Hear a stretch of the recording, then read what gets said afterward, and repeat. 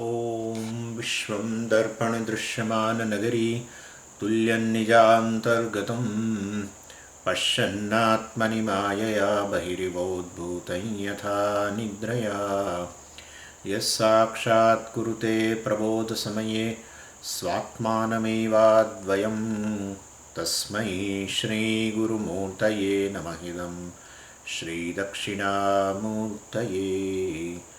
बीजस्यान्तरिवाङ्कुरो जगदिदं प्राङ्निर्विकल्पं पुनः मायाकल्पितदेशकालकलना वैचित्र्यचित्रीकृतं मायावीव विजृम्भयत्यपि महायोगीव यस्वेच्छया तस्मै श्रीगुरुमूर्तये नमः इदं श्रीदक्षिणामूर्तये तस्मै श्रीगुरुमूर्तये नमः इदं श्रीदक्षिणामूर्तये। ॐ सहना भवतु सहनौ भुनक्तु सह वीर्यं करवावहै तेजस्विनावधीतमस्तु मा विद्विषावहै। ॐ शान्तिः शान्तिः शान्तिः। सदाशिवसमारम्भां शङ्कराचार्यमध्यमाम् अस्मदाचार्यपर्यन्तां वन्दे गुरुपरम्पराम्। ॐ वर्स् 63 परोक्षं ब्रह्मविज्ञानं शाब्दं देशिकपूर्वकं बुद्धिपूर्वकृतं पापं कृत्स्नं दहति वह्निवत्. Now Vidyaranya talks about a benefit of paroksha jnanam first. Then in next verse, that is verse number 64, he will talk about benefit of aparoksha jnanam. And lastly, in the verse 65, he will give a little advice to all the students. And so these are the three verses. First here he gives a benefit of paroksha jnanam. Paroksham Brahma Vijnanam Shabdam Deshika Purvakam. Paroksha Jnana. As we have understood what is called Paroksha Jnanam. It is nothing but a Paroksha Jnanam with obstacles. That's how. So even though it is aparoksham, it is immediate. It gives you that you are Brahman, means what to call as I. That I is Brahman. Therefore it is aparoksham. But since I have some obstacle, I feel it is not immediate knowledge to me. And because of that, I am not able to even enjoy the benefit of this jnanam also, called freedom, etc. Freedom from fear, freedom from any other emotional issues, etc. Well, I am not able to enjoy it. So that is called paroksham brahma vijnanam. And shabdam, shabdat jatam shabdam, which is born of the words of the teacher, but ultimately from the scriptures only. So it is said Shabdam Deshika Purvakam. Deshikam means Acharya. So which is born, which has these words which has been heard from the Shastra, which has come from the mouth of course, Acharya. Guru Upadishta Shastra Vakyam, basically. So that itself will remove what? So it says here, Buddhi Purvakrutam Papam Krishnam Dahati Vannivat. That itself will eliminate all the papa karmas of the Shishya. Law. Paroksha Jnana. He has not even assimilated. He has gained knowledge, of course, from the Shravana. And perhaps he might have done Mananam, by which he has removed the doubts also.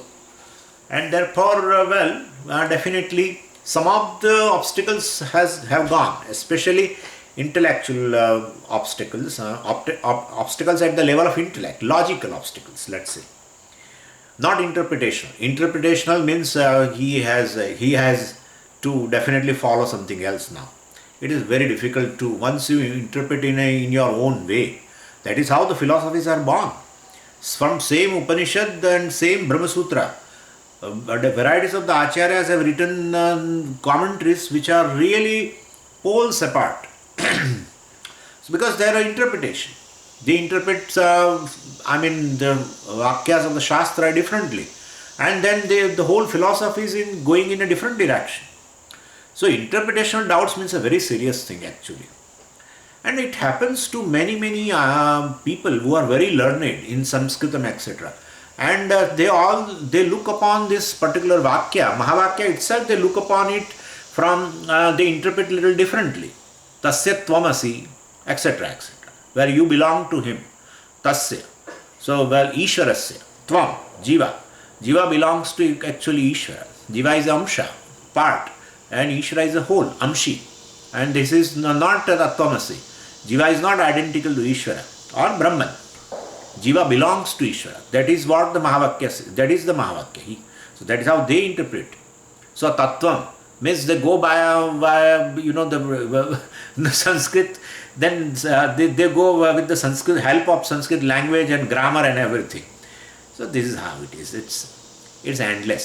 So not knowing the purport of the Shastra actually, what is the purport of life, and how does the Shastra fits into that, etc. Not knowing anything, they just do this way. So their interpretational doubts means a serious doubts. But here logical doubts, well, how can I be Brahman, etc. After listening, these doubts can arise. And so, even this kind of Paroksha Jnanam which has, the Jnanam he has got it from the teacher, mouth of the teacher, and definitely Shabdam is basically born of the Shabdas of the Upanishad, and that itself is able to eliminate all the Papa Karmas of the Shishya. So after gaining this knowledge, he will not do any further deliberate Papa Karma basically. So Buddhi Purvakam Papam Krutsnam Dahati Vannivat. So because of the power of the knowledge itself, the Shishya, it's a Paroksha Jnana. Itself the Shishya knows that he is different, at least he knows. Well, I am not able to assimilate yet that I am free from this body, mind, sense complex, that's basically, etc. And but he knows at least that yes, this knowledge talks about a consciousness or Atma which is free from this body, mind, sense complex, and therefore his ahankara and mamakara also is reduced to a quite great extent, that he knows that ahankara mamakara is nothing but a false identification with the body. Ahankara is a false identification with this body. Mamakara is a false identification with others' bodies. In the family or somewhere else. So all this is ultimately a false identification. There is no relationship between a body and Atma. There is no relationship. What is the relationship between a pot and clay? What is the relationship between a mirage water and a desert? What is the relationship? No relationship. Only one relationship, if you want to talk about, is only one relationship, that is Satyamithya relationship. That is not a relationship. Well, relationship involves at least two things. Satyamithya, how that relationship is possible. A waking boy and a dream girl. Well, there is a marriage. How it is possible? It is not possible. One is Mithya of a different reality and one is Satyam. That's of a different reality. How it is possible? And therefore, just to pacify our intellect, we say between pot and clay, or between wave and water, or between mirage water and this desert, or between snake and rope, etc. There is a relationship. Okay, there is a relationship, and that relationship is Satyamithya relationship, and that's the only relationship which will really with this relationship we can swim across this samsara. There is no relationship which can make you swim across this samsara. Every relationship will definitely, object or a person. Well, ultimately, anyway, what I am saying is basically knowing this. This is a very basic relationship, Satyamithya relationship between you and the Jagat, between you and anything in the creation. Well, so just even, indirectly this person knows, still his ahankara, mamakara is great, to a great extent it is diluted, and therefore he will not do at least agami papa karma. Deliberate that papa karma will not be then. And there can be inadvertently some papam will be there, but not deliberate papam. In fact, deliberate papam basically has been has been, neutralized in a Karma Yoga itself. So where is the question of here now? Karma Yoga itself will neutralize your certain adrishtam which is very negative. And therefore, that there itself the deliberate papam has gone. So here there is no question of doing papam. So that's how they say buddhi purva kritam papam. Buddhi purva kritam. Buddhi purva kritam is deliberate. Deliberate papam kritsnam dahati. Because he is not going to do that papa karma itself. And because Shishya has done this Karma Yoga Upasana, that's how he has come to the teacher and gained Jnanam, etc. So he has gone through Shravanam, Mananam, etc. So Jnanam is so powerful, even though it is Paroksham, and because of the obstacle, then still it will eliminate Agami Papa. Not Sanchitam. Please understand, what I am saying is, please, keep in mind. Swamiji, if it burns Sanchitam, then there is no need of doing Nididhyasanam and assimilating knowledge. Well, that's enough. Even Paroksha Jnanam, well, that Atma is Brahman. Even if I know this, all my karmas will go and therefore I will not have a next janma, etc. No. Sanchita is there, but Agami. You will not do now deliberately any papa karma. That's how it is. So knowledge destroys all the papams, this Agami papam. Like what? Vannivat, like a raging fire destroys all that comes within its range. And so this is how it has been told.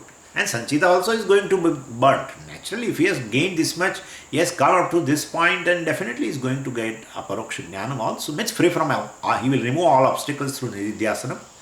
And definitely he will even burn, Sanchita also will be burned of this person. But Paroksha Jnanam can give this much benefit. Now let's go to verse number 64. Aparoksha Atma Vijnanam Shabdam Deshika Purvakam Samsara Karana Jnana Tamasaschanda Bhaskara. So now Aparoksha Atma Vijnanam, he says. Shabdam, same. Shabdam Deshika Purvakam. Shabdam means Shabda Pramana Jatam. From the Upanishad. From the Vedanta, words of the Vedanta. Deshika Purvakam. Well, that words of the Vedanta has come through the mouth of the teacher. Deshika means Acharyam, teacher. So when the words which are of the Shastra, which has come through the mouth of teacher, well, and which has generated Aparoksha Atma Vijnanam, now Apratibandhaka Aparoksha Jnanam, right? That is how we have understood also in the morning. Now it has become free from any kind of an obstacle. Because of Nididhyasanam, all Viparya also has gone now. So when the mind is very clear and all the obstacles are gone, then I am listening to these words of the Guru, or I am just dwelling upon the teaching of dwelling upon the teaching which I have received from the teacher's mouth, and which is nothing but born of ultimately Shabda Pramana, that is Upanishad. So Shishya now says, I am free here and now. Well, that's the thing. I am free. I will be free. That is Pratibandha. I am free is Apratibandha. That's how it is. I am free here and now. So body and mind will definitely have problem. Definitely. They will never be free. But definitely, this person who says that, he can handle it. So, but problems are not there with respect to, when centered on the self, there is no more problem. Aparoksha Atma Vijnanam Shabdam Deshika Purvakam, etc. etc. So the moment I gain this confidence to claim that I am free, etc., here and now, this claiming is called Apratibandhaka Aparoksha Jnana. And Vidyaranya compares this to Chanda Bhaskara. Chanda Bhaskara means to the fierce sun in the midday sky. Well, and during that time definitely there cannot be even a trace of a darkness anywhere in the midday. And definitely, so same way, when I claim that I am Atma, I cannot have even a beat, or I am free when I says, I cannot have even a beat of samsara in me. So samsara karanam ajnana tamasaha. Well, so ajnana tamasaha, samsara karana ajnana tamasaha chanda bhaskara, etc. So this statement that I am samsarish, it doesn't just come near to him. So that ajnanam, which is not compared to the darkness of the mind, will be eliminated by the Chanda Bhaskara. Chanda Bhaskara means here the jnanam. Aparoksha jnanam is considered as a sun, which cannot, which can, and which is free from all obstacles, is like this sun. This aparoksha atmajnanam, which is free from obstacle, is like this bhaskara, which is like this sun of a midday, which cannot keep even a iota of a darkness anywhere. So even the iota of ajnanam also won't be there. And therefore the advice of the Guru is what? Well, constantly monitor. I think aparokshanubhuti etc. has said like this all. Aham brahmeti vakyartha bodha yavad dhridi bhavet samadhi shahitas tavat abhyaset shravanadikam. So, samadhi sahit, basically, the teacher said in the parokshanubhuti that, well, constantly monitor your, especially they say during nididhyasanam also, till you gain a certain maturity in nididhyasanam, you should look into your sadhana chatushta sampatti also. Afterwards, well, it will form your next nature, second nature, and therefore, dharma, adharma, both, I am free from dharma, adharma, both are mithya, and therefore let me follow adharma. That thing will never come, because he has followed dharma throughout, starting from karma yoga itself. And therefore the person, it has formed his second nature. So he spontaneously is a dharmika person. So even though dharma etc. is a mithya, but he will not do adharma. For what? For what he should do adharma? For what? For what? So, well, there is no cause to do, that he is compelled to do some adharmic action. Inadvertently something happened, but still he will not gain papam, that's another thing. But he deliberately does some papa karma, it is impossible, because he has nothing to fulfill. No karma etc. is there in his heart which creates some pressure to fulfill. So he ultimately prajahati yada kaman sarvan. He knows that everything in this creation, whatever is there is me alone. And therefore there is no desire. Desire will be always there, for very beautifully said by Bhashyakara in Taittiriya Bhashyam. In Shikshavalli, in the last portion of the Shikshavalli, Bhashyakara has a very long discussion. He wants to build that very beautiful, introduction for next chapter, that is Brahmanandavalli. That's a Jnanam. So there he has raised all Purvapaksha etc., Karma Jnana Samuchaya and everything.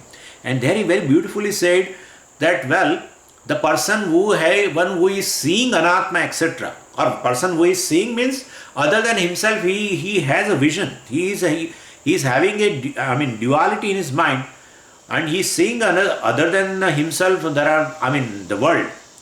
Well, definitely he will have a desire for those kind of objects. If a person does not see anything other than himself, then there is a question of desire. No desire will be there. You won't have a desire for yourself. Well, I want to be human being. I want to be human being. Now, well, we have to tell him that better you check yourself in a mirror. You are a human being. So you won't have a desire. What you are, you won't have a desire. You will have a desire for something other than you, and which you feel that without that you are having some kind of a lack within, etc. And therefore, once a jnanam will be there that everything is me, then there is a question of a desire, and desire born some pressure, and well, ultimately then choose a path of adharma, etc. It is impossible. Many people talk about this kind of thing. When dharma and adharma both are mithya, then he can even follow adharma also. He won't. Because from karma yoga onwards he has followed dharma. And till the jnanam arises. And now he becomes spontaneously is following dharma. Anyway, so here, aparokshanubhuti, as I told you, aham brahmeti vakyartha bodha yavad dhridi bhavet. Well, this aparoksha jnanam becomes very firm in you, through nididhyasanam etc. Samadhi sahit tavat abhyaset shravanadikam. So Samadhi sahit, so Shamadama sadhana chatushtaya sampatti also, try to maintain them, and Shravanadikam abhyaset, Shravana mananam etc. Nididhyasanam has to be done. Till that firm knowledge arises in you, well, you are able to, you are convinced that you are free. You need not convince others, and you should not talk also. I am free. Look at me. All of you should look up to me. There is no need of doing all this kind of things. You are free, you know. That's all. That's enough. So, and lastly now, is an advice by the Vidyaranya Swami to all of us. It has been said in the verse number 65. Itham tattva vivekam vidhaya vidivan manas samadhaya vigalita samsruti bandha prapnoti param padam naro nachirat. You may be wondering why I am chanting like this, but this shloka is in abnormal meter, and therefore Sanskritam, basically Sanskrit meters are of two types, and this is samavrutam. I mean samavrutam means which you can sing. Like Anushtup Chanda means you can very well sing, you can chant properly. I mean. So like in Bhagavad Gita you find all these verses in Anushtup Chanda or Trishtup Chanda, etc. So those meters are there where you can definitely chant properly, sing properly. And there is another type of meter, this is called, they call it a Vishamavrutam, which is irregular. And then in Vishamavrutam means you have that shloka should be read like a prose, basically. Anyway, so this is in Vishamavrutam. So Vidyaranya gives a general instruction to the student, Vedantic student here, that if you are interested in a moksha, may you follow the disciplines mentioned in this. The first chapter, basically, in the first chapter of Pancadasi. So that is, I mean, if you follow that, well, definitely you will gain moksha.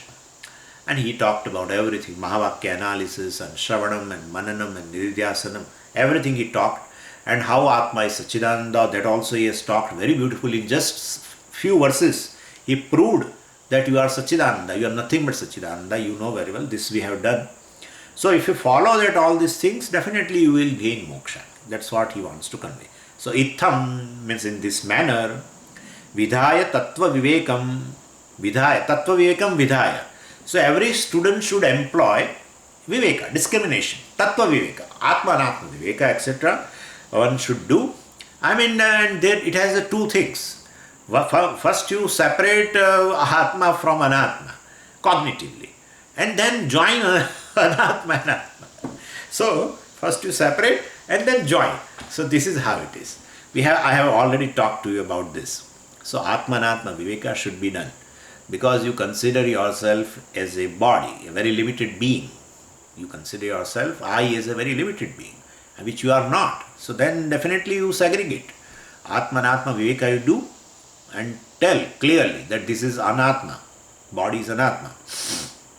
I am distinct from the body. All the three bodies.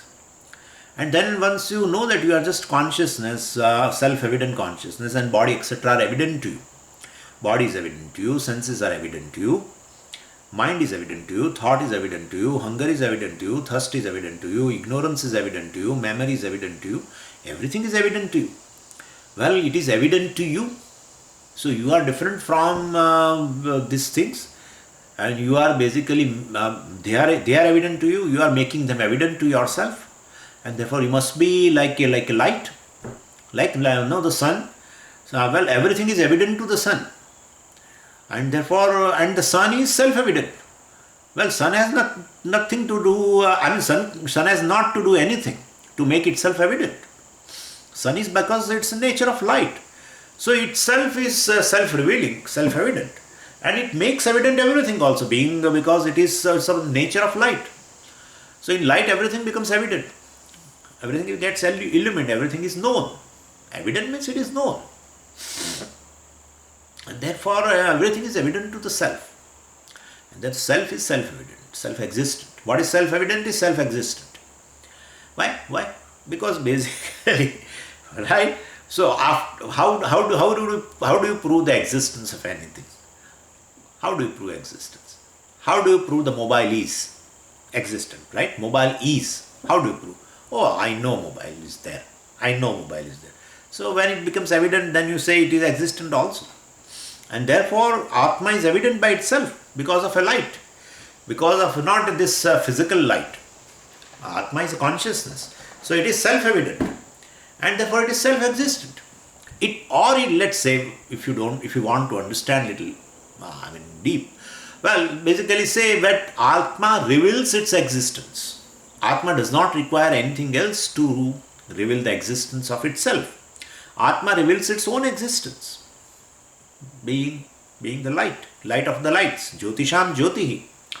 And therefore, everything proves everything is existent because it becomes evident. But Atma is self-evident and therefore self-existent. Anyway, so this is how basically Atma and Atma Viveka has to be done. And then we'll say Anatma is basically Mithya. There is nothing Anatma which is separate from Atma. Because they are, for existence itself, for evidence, they are dependent upon me. And therefore they are Mithya. What is not self-evident and not self-existent is Mithya. What is not self-evident and not self-existent. Not self-existent means what? For existence, it is dependent upon something else. That's Mithya. What Mithya, Swamiji? But this is how it is. This is how it is. What is self-existent? Satyam. What is dependently existent? Mithya. Therefore, Anatma is Mithya. Oh, Anatma is Mithya? Yeah, Anatma is Mithya. Then, well, if it is Mithya, I should not count. What is Satyam alone should be counted. Then how many entities are there in the creation? There is one entity. Right? There is one entity. There are no two things. Pot and clay and etc. etc. There is only one entity called clay. There is only one entity called gold. There is only one entity called water. There are no waves and water. Yes, if you really analyze, you find there is only water. So this is how the limitlessness of the consciousness is proved. Brahman. This consciousness is Brahman is proved in the second step. First segregate Atma, Anatma, etc. and give up the identification, false identification with the body, etc. Don't claim the body as yourself. Your understanding, well, definitely. And then, so you are just a consciousness, and that consciousness is limitless because there is nothing, a real Anatma-like thing. And there is only one entity called consciousness. Everything is pervaded by consciousness, which is self-existent, self-evident, etc. So, then it says Vidhivat Manas. So this, basically Shravanam and Mananam, with the help of that you do this, Atma and Atma Viveka you do. And then say, Vidyaranya says Vidhivat Manah Samadhaya. Well, you have done Shravanam, Mananam, etc. and done these two things and you have known, now you have understood clearly. Yeah, I am Brahman. You have understood. But so logically you have understood. But basically still, because of the habit, still you take yourself as a body. That's an error. So error is there because of a long time habit, beginningless. And therefore, Manas Samadhaya, basically constantly dwell upon the teaching which has become clear to you through Shravanam and Mananam. So this is how he has told all the things. Vidhaya Tattva Vivekam indicates Shravanam and Mananam. Vidhivat Manas Samadhaya. Vidhivat means sit in a posture and I have told you Samadhi Abhyasa Rupa Nididhyasana. And that kind of a Nididhyasana in which you sit down properly, follow the steps of the meditation, etc. That is how called Vidhivat. And then, definitely, what will happen? Vigalita Samsara Bandha. Well, this knowledge, now which has, this Aparoksha Jnana, which has become free from even this habitual error also because of the Nididhyasana. So, Vigalita means melting away, basically. It means removed. Samsara Bandha. So, this knowledge which is Aparoksha Jnana, which is free from all obstacles, will remove the samsara bondage and you will have a Jivan Mukti. Well, so enjoying this freedom even when surrounded by this problematic Anatma, right? Problematic Anatma is especially body, mind, sense complex. Well, it has its own issues and that depends upon Prarabdha. And so still this person enjoys the Mukti. Param Padam Naraha Prapnoti. Naraha means this person who has exposed himself to this Shravanam, Nididhyasanam, etc., who has done this way. Well, Param Padam Naraha Prapnoti. Even at the end of Prarabdha, this Jivan Mukta will attain oneness with Ishvara and does not have a Punarjanma. Param Padam Prapnoti. Paramatmanam Prapnoti. And so, he attains that Videha Mukti.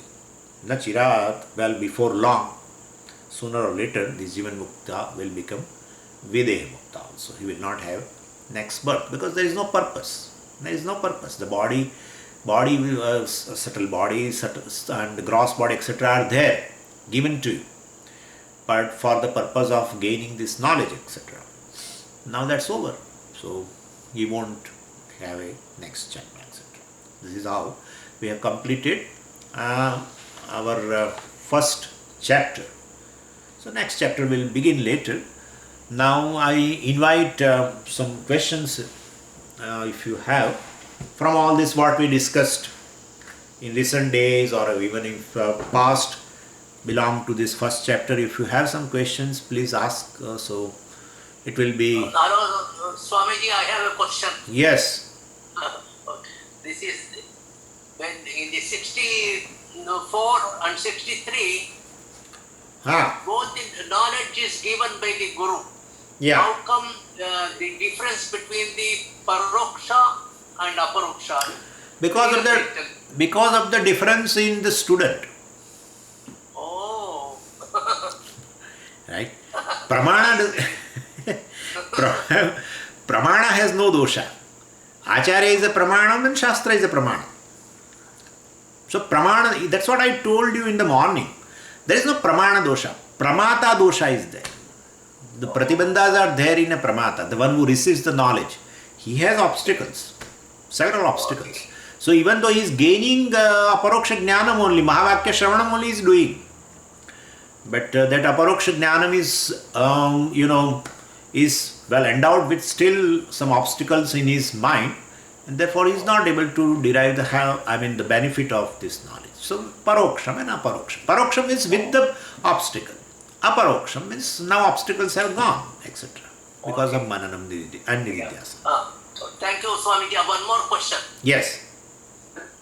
In our daily experiences, from morning till evening, is it witness consciousness or reflected consciousness?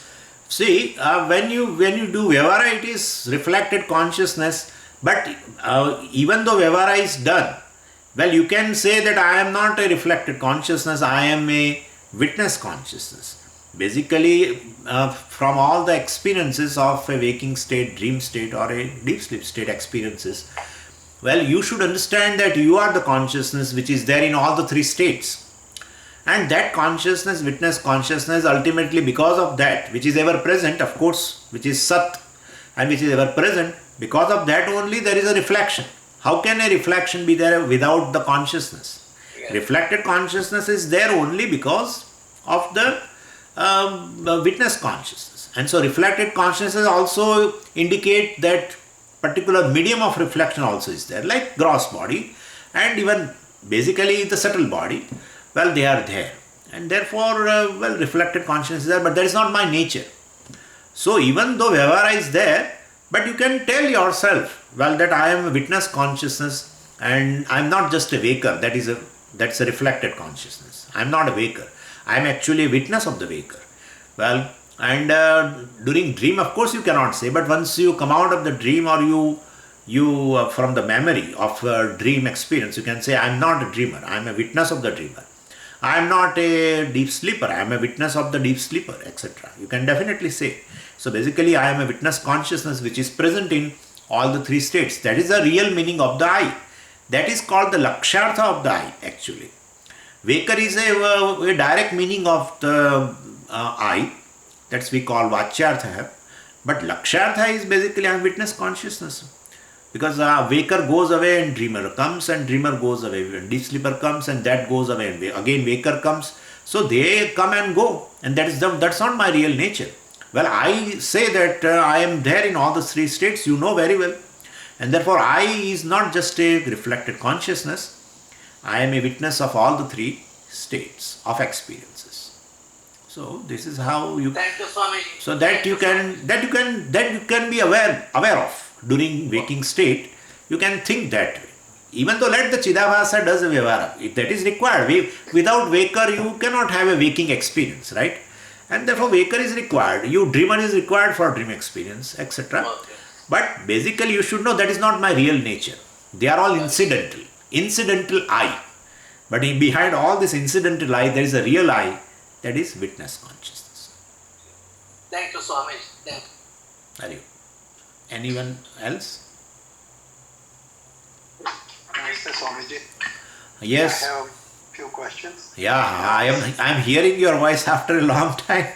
Yeah, I missed a few classes. And Oh, acha, acha. Okay.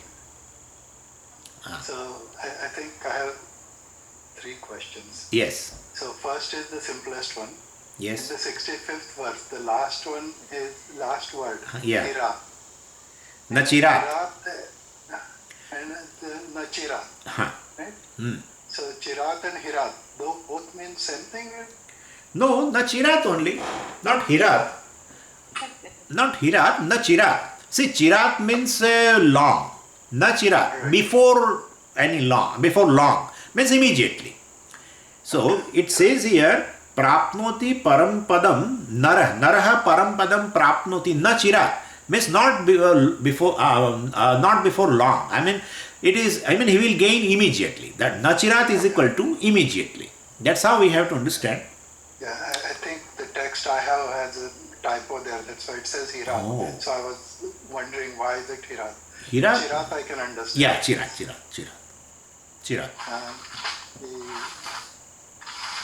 The second question was regarding, you explained in details yesterday about the Nirvikalpa Samadhi. Yeah. So if you could elaborate a little bit more on Nirvikalpa Samadhi and Savikalpa Samadhi. And what are the differences? Savikalpak Samadhi and Nirvikalpak Samadhi, basically they are there in a Yoga Shastra. Actually, for us, there is no Savikalpak Samadhi. So we have not talked Vedantic Savikalpak Samadhi. We talk about Nirvikalpak Samadhi because he mentioned the word Samadhi.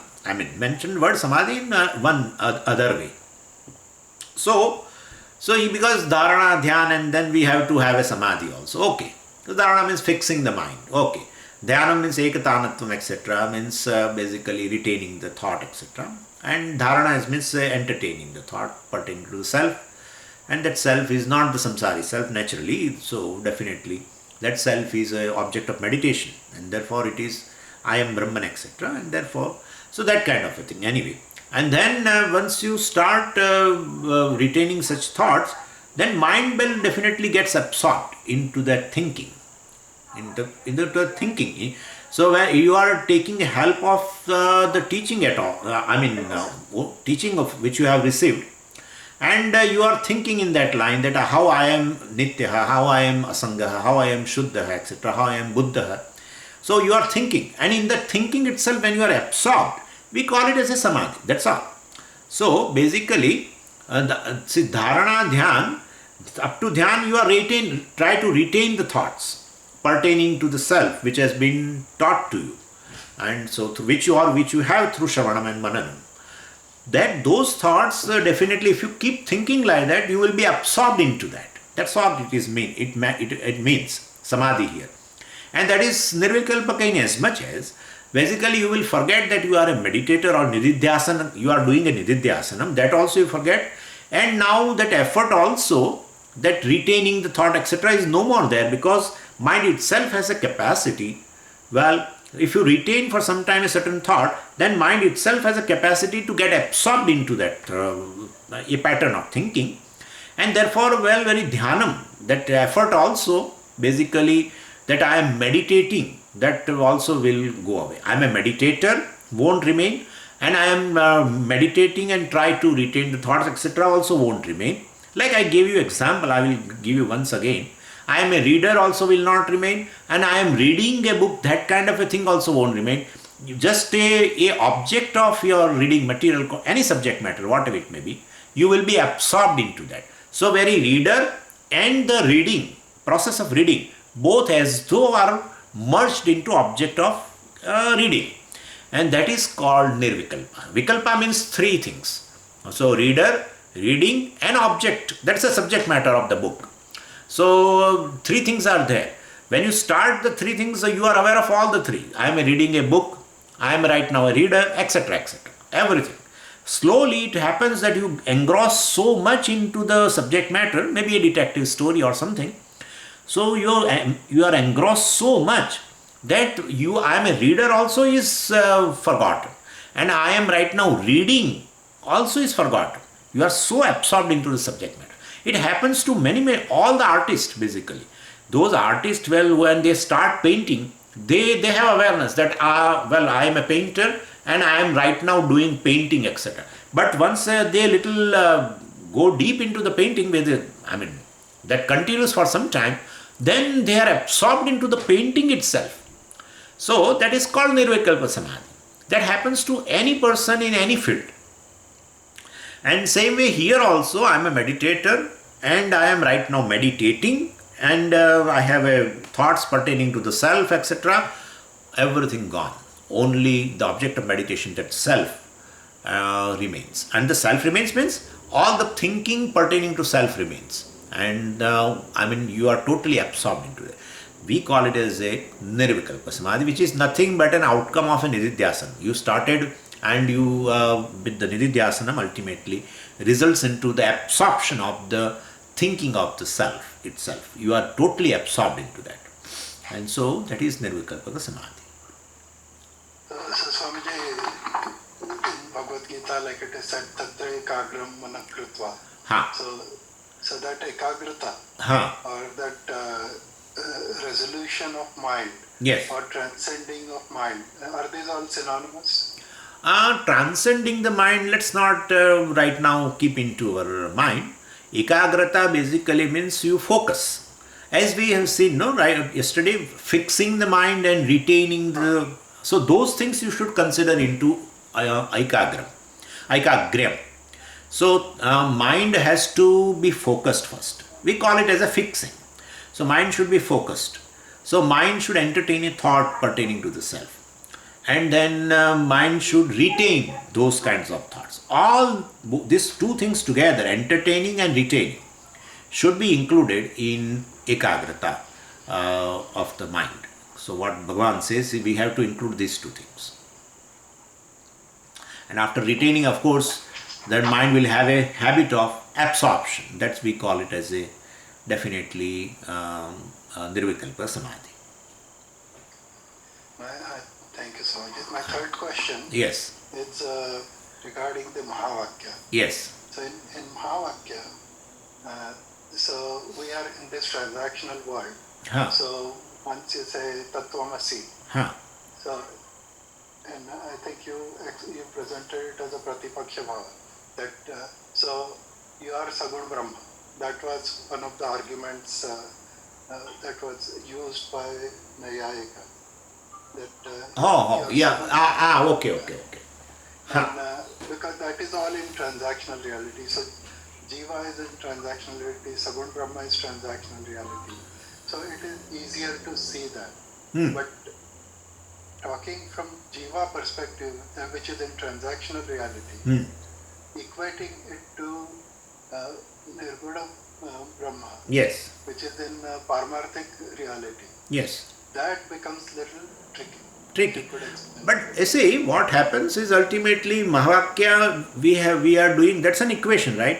And so equation, we are equating two sides, that's the equation. Now in these two sides, basically when we equate, certain things has to be dropped. Then only we are able to understand. Jiva basically is what? Jiva means a consciousness enclosed in the body. That's what the Jiva is, ultimately. And therefore, well, definitely he considered himself as enclosed or identify with the body and taking body as also self, etc. And so this Jiva has to basically understand that body, etc. is not I. So that is what main thing is. Atma Anatma Viveka is this thing. That I am not the body, I am not the mind, I am not the senses. He has to constantly think. It won't go because of the habit, sheer habit of taking body as a self or mind as a self is so natural to us. So we will have to first think this, that, well, I am not this body, etc. It has to be very clear. So Atmanatma Viveka of the first step, I am talking about, well, you distinctly know yourself as just a consciousness. I am not talking about limitless, etc. Just know that you are a consciousness. And everything is, you are conscious of everything, they are not conscious of you, and therefore definitely I am distinct from them. That's for sure. Because I am conscious of the body is not conscious of me, and therefore these two are different categories. So definitely They themselves are not conscious of them. I mean, they are not conscious of themselves. They are not conscious of me. Whereas I am conscious of myself, whereas I am conscious of others. That is body, etc. And therefore, definitely, body and I are definitely distinct entities. So, I am telling right now is the first step. So, I am distinct from the body, I am distinct from the mind, same way, I am distinct from the mind, etc. I am distinct from hunger, thirst, and so prana, etc. So, that is to be ascertained first. And then, that consciousness basically is equated now on the other side. Well, the Ishvara also, definitely, there also that, like this body, this is samashti body. This entire gross creation and subtle creation, all that is also names and forms. This is also name and form, body, this mind, etc. So basically, there also names and forms are negated. Here also Vyashti names and forms, individual names and form, are the total names and forms are negated. Then this consciousness which we have arrived at before, that is equated to that consciousness that is limitless, right? So that is how consciousness is Brahman, or consciousness is limitless, has been arrived at through the Mahavakya.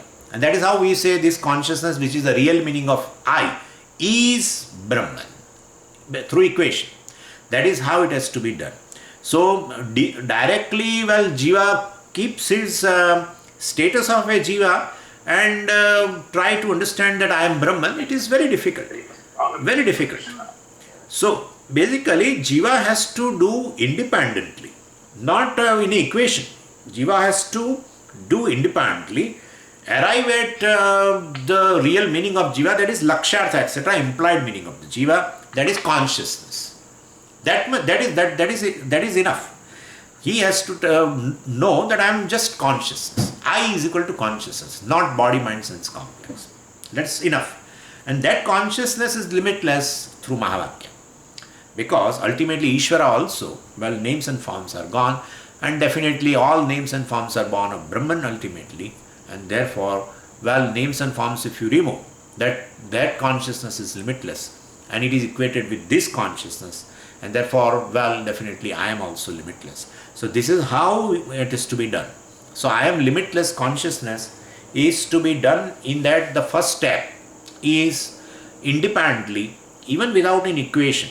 Of course, because of equation only we are impelled to definitely to remove a certain part of the meaning of the direct meaning of the word Jiva.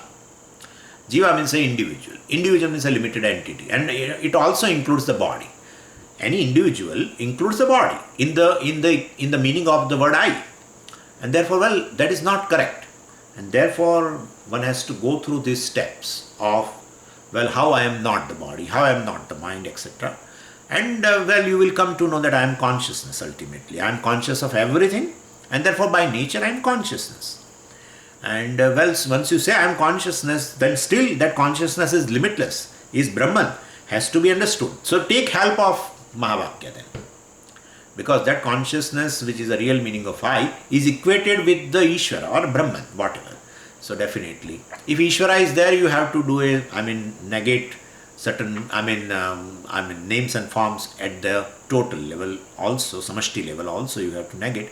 If it is directly told it is Brahman, then definitely this limitless consciousness, this consciousness which is the meaning of the word I is limitless. So it has the second step in which the consciousness is limitless is through Mahavakya, definitely. An individual is equated with the Ishvara or a Brahman. That's how it is to be done. So that's how we always do two steps. First step is, that's how for Nididhyasanam I always say, don't jump into I am Brahman, I am Brahman. It is not going to work that way. First understand that you are not body, etc. You are just consciousness. You are just knowledge or consciousness. That is enough. And so for that you have to do this kind of Nididhyasanam, how you are not the body, how you are not the mind, how you are not. And other way also, we have seen several ways. One of the way is, it is an object of knowledge. And if it is an object of knowledge, that is non-I. Because I is the knower. This is object of knowledge. A knower and object of knowledge cannot be one. Subject object cannot be one.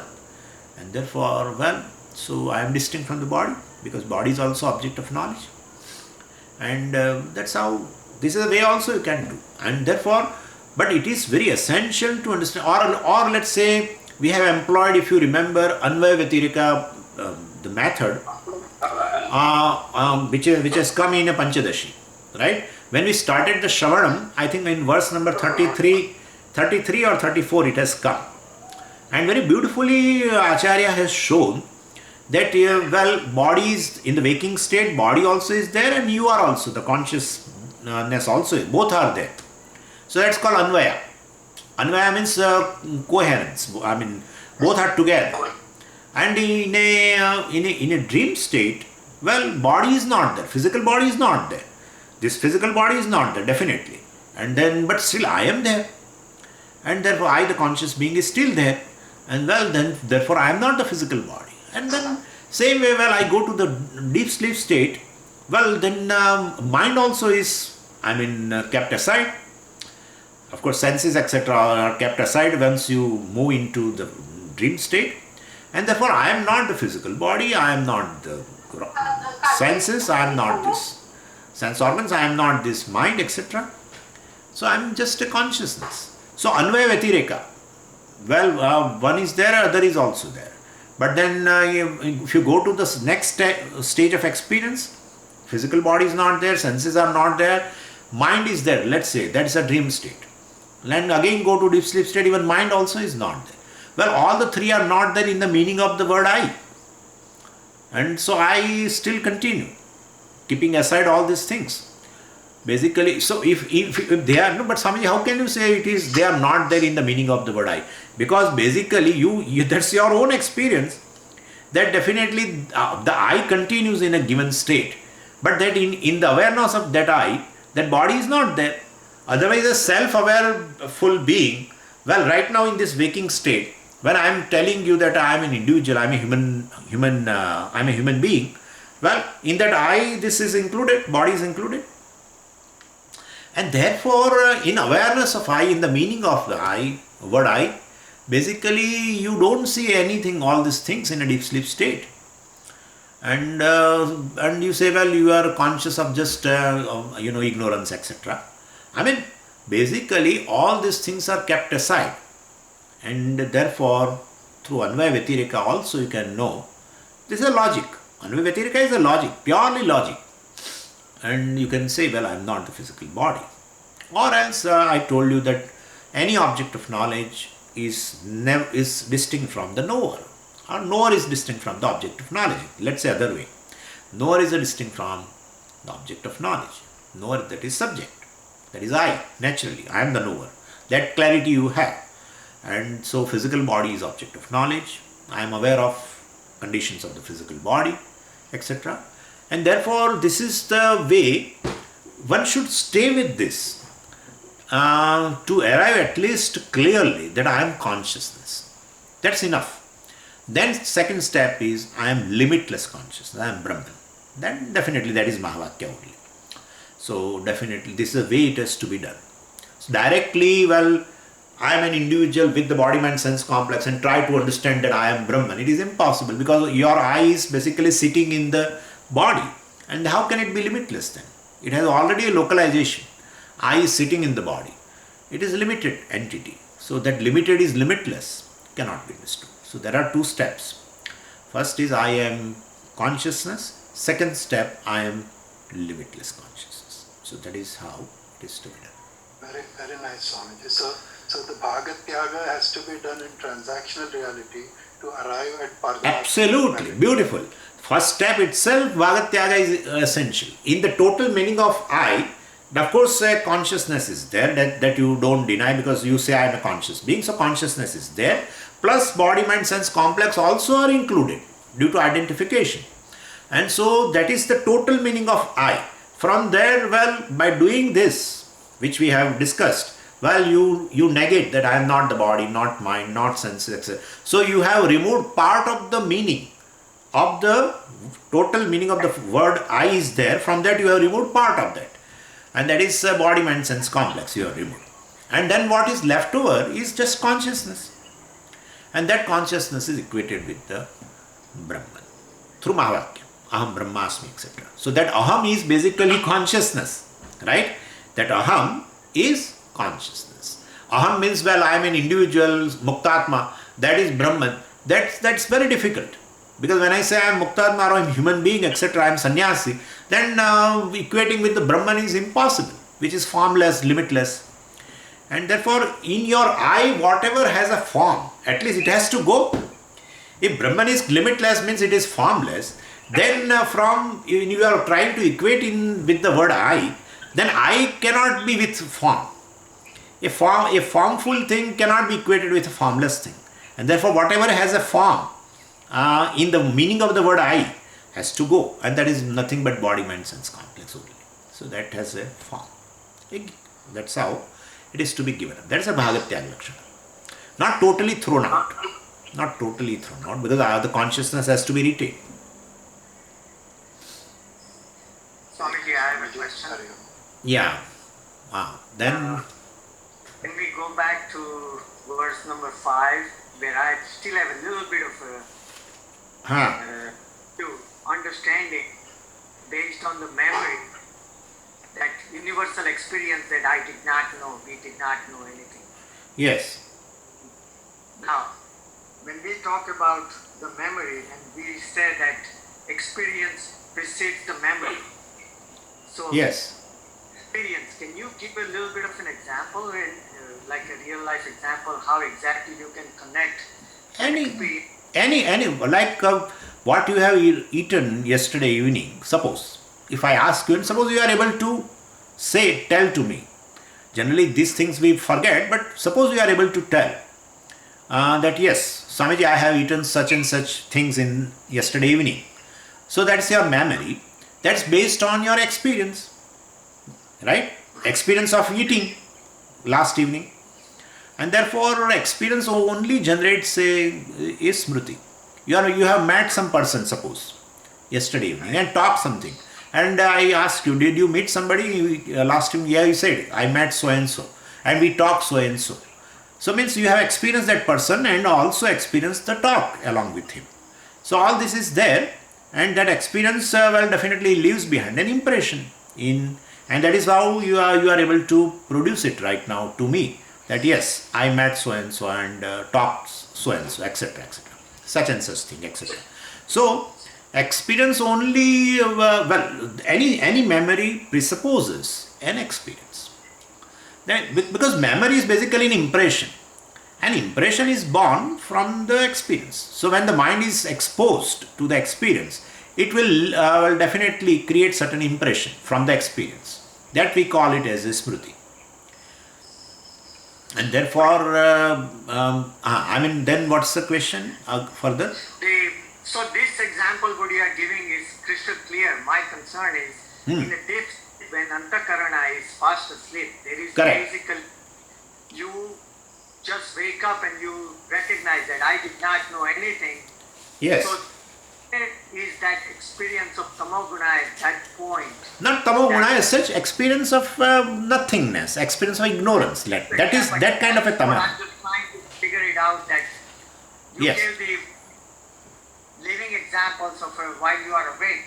Yes. But it's better to give a little bit of with a better clarity that in deep sleep, how that experience, the moment you talk about experience, you always try to bring in the antakarana. This is how I That's how. guess the But we said the sukshma vritti.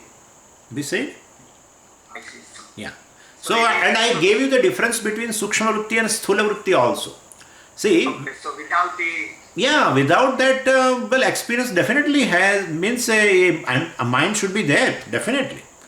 Experience will always be in the form of a vritti only. You have experienced a person yesterday evening, suppose which you are telling me in the form of a memory. That person you have experienced yesterday evening, and you have talked to that person also. Everything will be in the thought form, right? So mind can create an impression when mind will have lots of thought mind have an experience, and that experience will be in form of thoughts. And therefore, thought will be there. So, that is how this Vidyaranya is unique. You will never find such things anywhere, that in Sushupti also, even though mind is resolved, we say, but basically the knower is resolved. But a Sukshma Vritti will be there. And object of that Sukshma Vritti is ignorance. Because he says, I did not know anything, I experienced blankness. Okay, so if you experience blankness, the object of your experience or a thought is blankness. And therefore, this is called, so without a knower being present, without ahankara or ego being present there, well, this vrittis will be there, which is called sukshma vritti. And a sthula vritti is in waking state, where the knower also, the ahankara also is there, ego is there, and this vritti also is there. So, antakarana has a thought, as well as you know that so and such thought is there. Right? Like right now, you are listening to me, right? And you know that you are listening to me also. Yes. Right? Now you can understand from deep sleep state, this is a difference. I got it. This is a difference. So, so listening in the form of a vritti, definitely. Shabdakar vritti, right? So Shabdakar vritti is there, and you know that you are listening also. So such thing will not be there in deep sleep state. And therefore that vritti we call it as a Sukshma vritti. Right now the vritti which you have, Shabdakar vritti, we call it as a Sthula vritti, because it is backed by the knower. The knower also is there. Yeah. Correct. So that is a difference. So much. Yes. It was crystal clear. Okay, I have Swamiji, one more question. Yes. You see, our Puja Swamiji, Dayananda Saraswati was kept telling many times Yes. about another Mahavakya other than the four from Chandogya Upanishad, which is Sarvam Kaividam Brahman. Everything is Correct. Brahman. Correct. But Brahman is not everything. You should know this. Yes. Only then you have understood, he says. Absolutely. Can you say something That- more? Correct. See, Sarvam Khalu Idam Brahma means, Sarvam means what? Sarvam means all this. Idam Sarvam. Yes. See, Yes. that in Chandogya it is in the 3rd chapter. Sarvam Khalu Idam Brahma. Yeah. Right? Sarvam Khalu Idam Brahma Tad Jalanidhi Shantyopasita. This is the mantra. So, Idam Sarvam, all this. When I say all this, means I am seeing what? This name and form, right? All this means what? All names and forms. Yeah. All this means all this world. This world means what? All names and forms. All names and forms are Brahman. That's but Brahman is not that. Absolutely. So all name, like when I say pot is clay, but clay is not pot. Okay. Is it clear to you? Wave is water, but water is not wave. Well, chain is a gold, but gold is not chain, because gold for to remain a gold. For a gold to be remain as a gold, it has not to convert itself into chain. But chain cannot exist without gold. Gold can exist without chain. Could you follow what I am saying? Yeah. Water can exist without being a wave. Wave cannot be there without water. A pot cannot be there without a clay. But clay can be there existent independently, self-existent, without being even transforming into pot. So clay and pot, in that pot is mithya. Because pot is dependently existent on clay. Clay is independently existing. So it is Satya. For that purpose, Swamiji is saying, all the names and forms, this world is Brahman. But Brahman is not this. Means this all entire world is mithya. It is dependently existing. For its existence, it is dependent upon Brahman. For its signing or illumining, or for it to be an evident, it depends upon Brahman. Well, but Brahman basically is self-existent, self-evident, and therefore Brahman is Satyam, and entire creation is Mithya. So creation is Brahman. Brahman is not creation. That's how it is. Pot is clay. Immediately you can take an example. Pot is clay, clay is not a pot, etc. Ring is gold, but gold is not a ring. Well, if gold is existent independently, well, even if it is not in the form of a ring, etc., it is existent. But ring cannot exist independently without being gold. Gold can exist without being ring. Ring cannot be existent without being gold, without gold being there. So this is how Puja Swamiji says. This is how Puja, you know this very well. What is that? Yeah, that's how. That's how. Beggar is actor. Actor is not a beggar. Definitely, actor is really not a beggar. That's correct. Actor is not a beggar at all. So anyway, so this is how. This is the equation. Then the understanding of Vedanta is complete. Thank you, Swamiji. Salutations. Namaskar. Namaste. Namaste. I had a question for you. Yes. Okay. Yes. But like, the experience of the thought, I had a good samadhi. Is it during the samadhi or is after you come out of samadhi? What experience of? Like that I had a good samadhi. Like Oh yeah. Oh, means a well-being. I mean, a sense of well-being. Oh, that I experienced this thing. Well, that is after. Well, it's after. Once you come out of the Vittanam, definitely. But yes, a general awareness will be there. That's a nice question. A general awareness the person has. It is not exactly, even though we compare this Nirvikalpa Samadhi with the deep sleep state. But deep sleep state, where you are not aware of, that you only are there. You only are there. That awareness also is not there during deep sleep. But in a Nirvikalpa Samadhi, at least this awareness is there that I am there. That much is there. So because the mind has resolved, and therefore, the consciousness just being there, that much awareness is there, the person has. But not, I am right now experiencing a good thing, etc., then there is no conflict, etc. Well, all those things, much thought, etc., will be there once he comes out of the Samadhi. He, only during Samadhi, he feels that, there is nothing other than him. That is what he can understand. Because the mind has resolved. So projecting mind has basically resolved. So if he has that experience of basically a non-duality, let's say. He has an experience of a non-duality. But, he could describe much about that experience once he come out of Samadhi. But in a deep sleep state, he is a non-dual there. Because other than himself, there is nothing.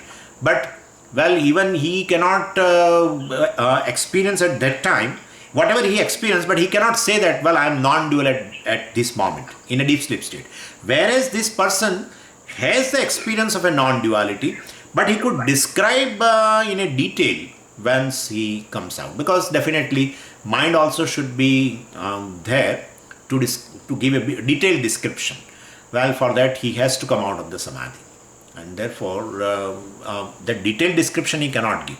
He only can say, during during Samadhi, during that absorption, I experienced non-duality. There is nothing other than me, etc., etc. There was nothing other than me, etc. He could tell that much. But after coming out of the Samadhi, that's for sure. But that is the Aparoksha Jnanam, right? Like, if you are non-dual, if you know that you are non-dual, in Samadhi. Yeah, then once, if it is that's what I am saying you, if it is a Jnanam, suppose, if it is a Jnana, then after coming out of the Samadhi, he could say that, everything is me. But he is not telling. He says that he is different, I am different. In fact, he wants to go back to Samadhi. So experience of non-duality, that's what I told you yesterday, that experience of non-duality is not a knowledge of a non-duality. You can experience non-duality that you have already in deep sleep state also. You have. But you are not able to tell because the ignorance is there. So ultimately you have to remove the ignorance. Otherwise a person who comes out of a Samadhi and has a non-dual experience, he should tell, now also I am non-dual only. Everything what I am seeing is mithya. But he says, no, this world is too much for me. He wants to go back to Samadhi now again. So that is how we say experience of a non-duality is not enough. One should know I am a non-dual. Knowing. Experience and knowledge are not the same thing. I have given you examples also, you know very well that blue sky, I mean everything. In fact, what you experience is basically mithya, really. But you take it as a real. Whole creation, what you experience right now in form of words and sound and I mean all this, touch, smell and everything is mithya. But what is my understanding? That everything is real. So experiencing the world and knowing the world, well, two different things. Experiencing the world means it is mithya, that's a knowledge. Experiencing the world and that is real, it is ignorance. That's a big difference. Experiencing the world, since I experience, this is how an ignorant person says, since I experience that thing, therefore that thing is real. That's how we say. Mithya means they think, well, it will not be available for anybody's experience. But the whole world is empirically available for every living being for experience. And therefore, how can you call it mithya? But that's it. That itself shows it is mithya. Anyway, so that is knowledge. What I am saying is that is knowledge. So experience and that's how Pujya Swamiji tells experience is a dumb thing. So could you remember that dumb? So it is dumb. It cannot teach you anything. And all this right now also what we are experiencing, we are taking it as a real only. So experience has not become a good teacher. It should tell that, well, what you are experiencing is mithya, but is not telling. So knowledge is something unique. So nirvikalpa samadhi means experience of a non-duality. But knowledge, well, is entirely. That's how I said nirvikalpa samadhi of a yogi. Well, he feels that there is nothing other than me. Well, I alone am there, etc. I am Atma and there is nothing other than me, etc. That experience is there. But basically, still ignorance is there, and therefore their samadhi, we call it as a jada samadhi or andha samadhi. Whereas our nididhyasanam also in state of absorption, well, we call it as a samadhi, nirvikalpa samadhi. But it is not a andha samadhi, it is a jnana samadhi. Because the person has removed even so-called obstacles also. And he could see that, yes, I am a limitless consciousness. That pratibandha itself goes away. And the pratibandha is nothing but wrong notions, which we have discussed, of course. Wrong notions only drops, nothing else. You are self-evident, nothing to be done. You are self-evident, self-existent consciousness, and you are limitless, that's a fact. But you have imposed, wrong notion that I am limited, etc., etc. You drop that notion. That is the viparya that you drop in the nididhyasanam, and well, you can say that I am limitless consciousness. That is your understanding. That's not your experience. Please understand. Yeah. So in nididhyasanam, you have now a clear understanding, aparoksha jnanam, free from all obstacles. Whereas the nirvikalpa samadhi of a yogi is, well, I experience that non-duality. I alone. I am the Atma. There is nothing other than me, etc. Correct. But the ajnanam also continues, since he has not removed the ignorance. His nirvikalpa samadhi, even the experience of non-duality, still it is jada samadhi or andha samadhi we call. And ours is a vidya samadhi or jnana samadhi. That's a difference. Thank you, Swami. Right. Okay, now? We have time, Swamiji. I have one question. But maybe tomorrow, Swami. Please keep it tomorrow because it's already 5:27. I have to go to temple. That's correct. Yeah, that's. But there are no classes tomorrow. Yeah. Oh, sorry. Oh, now there are no classes. Please. Now let me announce first.